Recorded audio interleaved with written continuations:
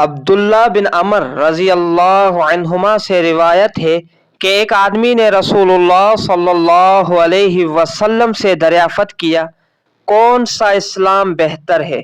فرمایا کہ تم کھانا کھلاؤ اور تم جسے جانتے ہو اسے بھی اور جسے نہیں جانتے اسے بھی سلام کرو۔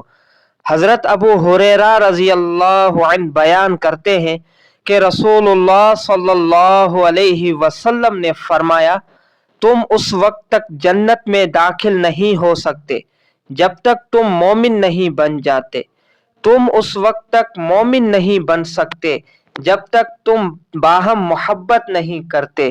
کیا میں تمہیں ایسی چیز نہ بتاؤں جب تم اسے کرنے لگ جاؤ گے تو تمہاری باہم محبت ہو جائے؟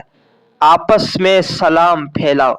حضرت ابو ہریرہ رضی اللہ عنہ بیان کرتے ہیں کہ رسول اللہ صلی اللہ علیہ وسلم نے فرمایا، سوار پیدل چلنے والے کو، پیدل چلنے والا بیٹھے ہوئے کو اور قلیل کثیر کو سلام کرے۔